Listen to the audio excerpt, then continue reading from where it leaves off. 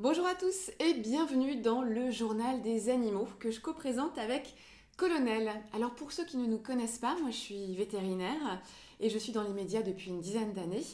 Et Colonel, eh bien c'est mon border terrier âgé de 2 ans.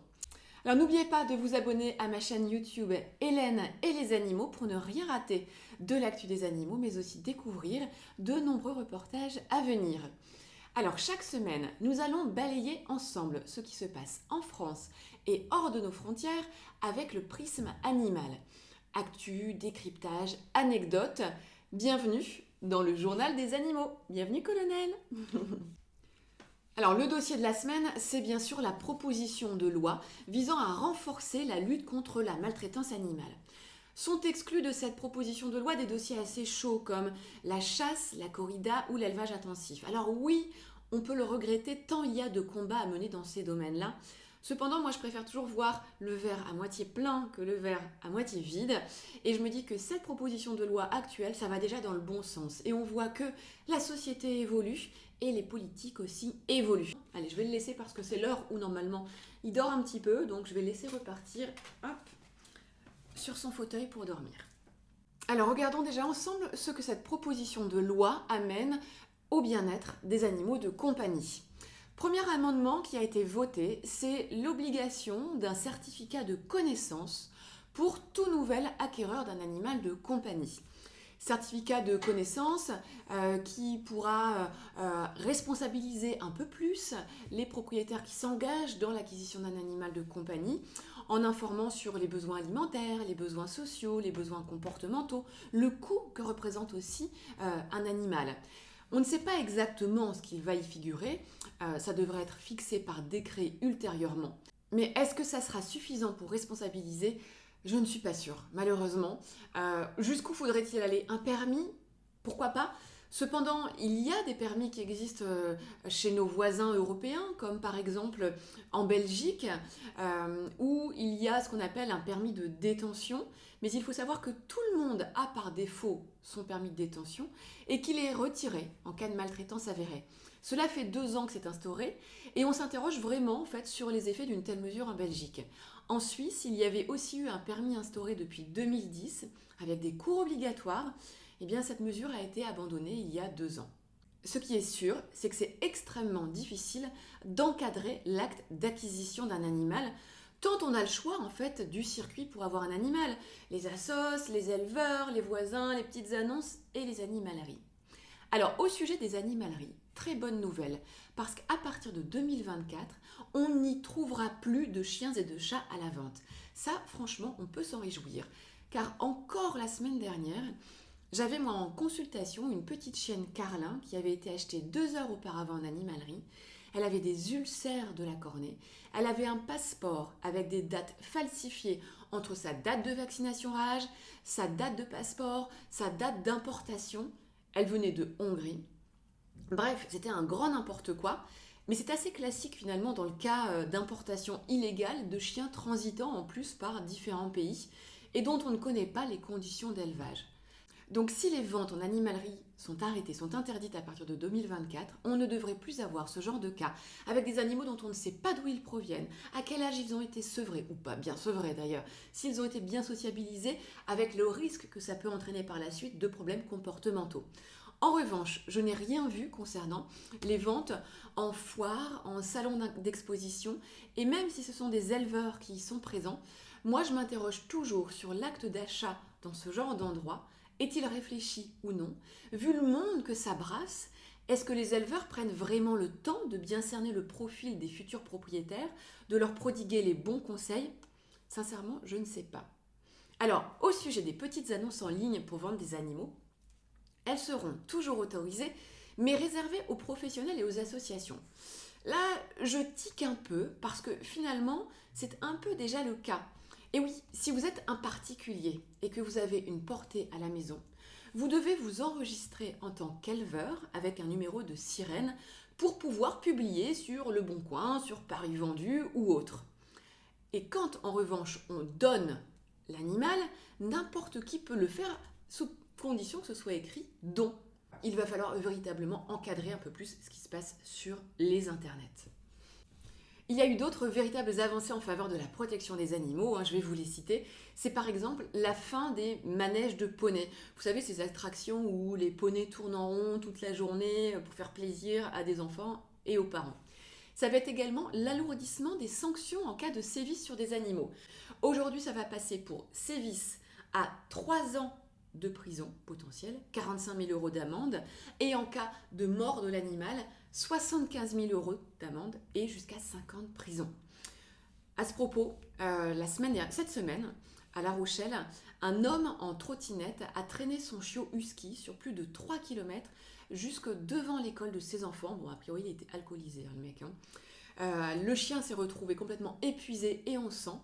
La police a soustrait immédiatement la garde de son animal au propriétaire et l'animal sera proposé à l'adoption. J'attends de voir maintenant quelle sera la décision de justice concernant ce propriétaire qui clairement là a fait preuve d'un acte de mauvais traitement auprès de son animal de compagnie.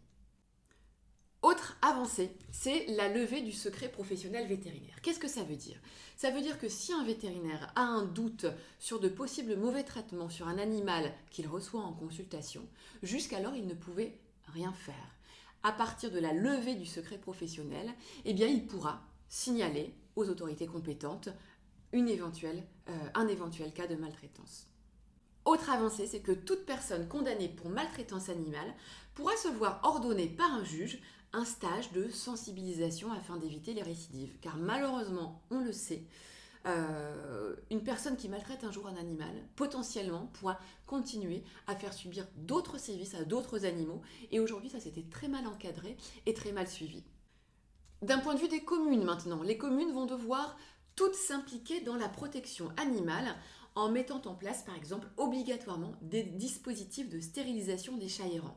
Et on sait qu'il faut lutter dans certains villages contre la surpopulation des chats, parce que ça ne fait que donner naissance à des chatons qui ne sont pas destinés à un avenir heureux, qui vont finir sous les roues d'une voiture. Et en plus, on sait également que ça a un impact non négligeable sur la biodiversité.